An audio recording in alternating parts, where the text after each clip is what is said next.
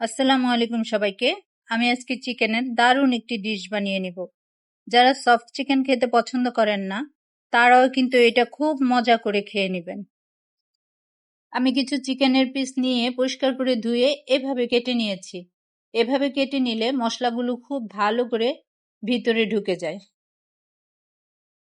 এখন এখানে দিয়ে দেব 1 চা চামচ হলুদ গুঁড়া, 1 চা চামচ মরিচ গুঁড়া, 1 চা চামচ ধনিয়া গুঁড়া, 1 চা চামচ জিরা গুঁড়া, 1 চা চামচ গরম মশলা গুঁড়া, 1 টেবিল চামচ আদা পেস্ট, 1 টেবিল চামচ রসুন পেস্ট, 2 টেবিল চামচ পেঁয়াজ পেস্ট, 1 টেবিল চামচ টমেটো কেচাপ, 1 টেবিল চামচ সয়া সস। আর দিয়ে দিব পরিমাণ মতো লবণ। যেহেতু আমি সয়া সস দিয়েছি সেহেতু লবণটা আমাকে একটু বুঝে দিতে হবে। আর দিয়ে দিলাম 3 টেবিল চামচ টক দই। এখন এগুলো আমি খুব ভালোভাবে মেখে নিব।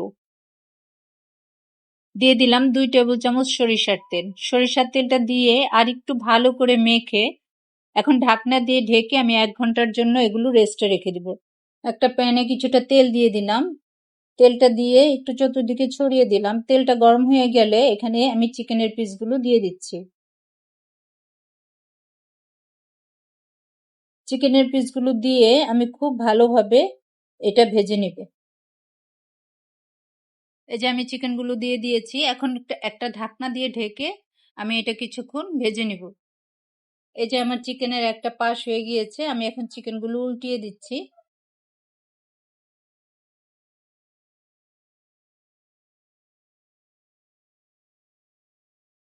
এই যে আমার চিকেনের দুটো পাশে হয়ে গিয়েছে। আমার চিকেনগুলো কিন্তু এখন একদম খাওয়ার উপযোগী হয়ে গিয়েছে। ইচ্ছে করলে কিন্তু এভাবেও খাওয়া যাবে।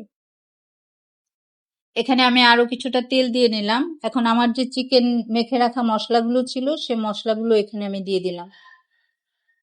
মশলাগুলো দিয়ে এটাকে আমি ভালো করে নেড়ে চেড়ে খুব সুন্দরভাবে কষিয়ে নিব।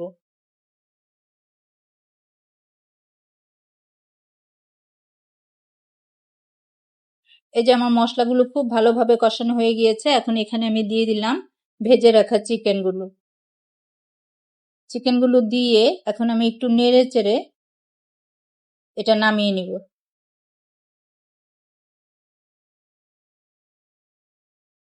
এই যে দেখেন আমার চিকেনগুলো হয়ে গিয়েছে।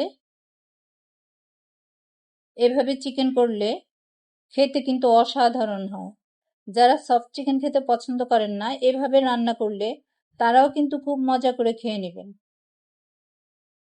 এভাবে চিকেন বানিয়ে কিন্তু ভাত দিয়ে খাওয়া যায়, পোলাও দিয়ে খাওয়া যায়, রুটি পরোটা দিয়ে খাওয়া যায়, নান দিয়ে খাওয়া যায়।